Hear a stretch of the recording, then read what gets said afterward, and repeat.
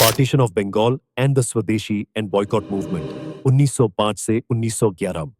Partition of Bengal 16 अक्टूबर 1905 को Lord Curzon द्वारा किया गया था। यह भारत के स्वतंत्रता संग्राम का एक महत्वपूर्ण मोड़ था, जिसने स्वदेशी एंड बॉयकॉट मूवमेंट को जन्म दिया। इस आंदोलन ने व्यापक विरोध प्रदर्शनों और राष्ट्रवादी भावनाओं को बढ़ावा दिया। Partition of Bengal 1905। ब्रिटिश सरकार ने बंगाल को दो भागों में विभाजित कर दिया। वेस्टर्न बंगाल हिंदू बहुल क्षेत्र, ईस्टर्न बंगाल एंड असम मुस्लिम बहुल क्षेत्र। Reasons for partition, administrative justification. British सरकार का दावा था कि 78 मिलियन की जनसंख्या वाला बंगाल प्रभावी रूप से शासित नहीं किया जा सकता। Divide and rule policy, Hindu और मुस्लिम समुदायों के बीच धार्मिक दरार पैदा कर राष्ट्रवाद को कमजोर करने की कोशिश की गई।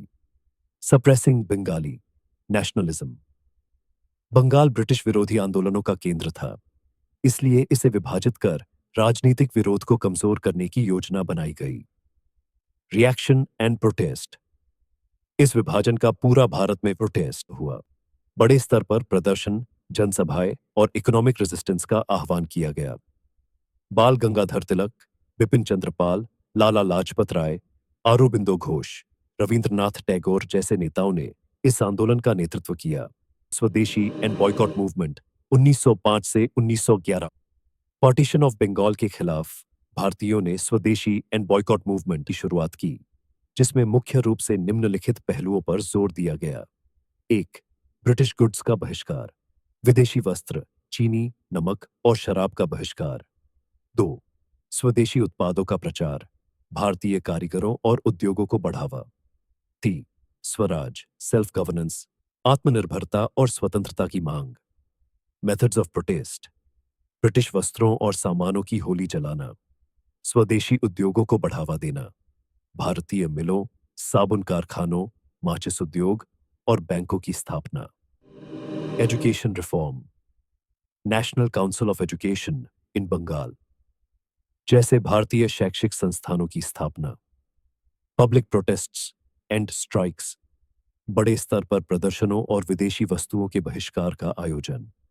कल्चरल रेजिस्टेंस, रविंद्रनाथ टैगोर ने अमर सोनार बांग्ला गीत की रचना की, जो बाद में बांग्लादेश का राष्ट्रगान बना।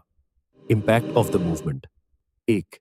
ग्रोथ ऑफ इंडियन इंडस्ट्री, स्वदेशी वस्त्र, साबुन, माचिस और अन्य भारतीय उत्पादों को अपनाया गया। 2. राइज ऑफ एक्सट्रीमिस्ट नेशनलिज्म, बाल गंगाधर तिलक ने स्वराज मेरा जन्मसिद्ध अधिकार है और मैं इसे प्राप्त करूंगा का नारा दिया। 3. ब्रिटिश रिप्रेशन, अंग्रेजों ने नेताओं की गिरफ्तारी, प्रेस सेंसरशिप और प्रदर्शनकारियों पर हिंसा की नीति अपनाई।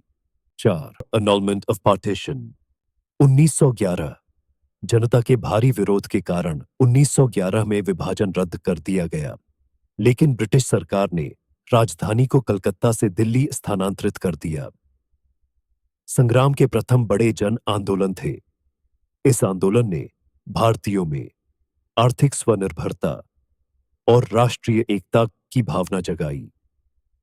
यह आंदोलन आगे चलकर असहयोग आंदोलन 1920 और नागरिक अवहेलना आंदोलन 1930 का आधार बना।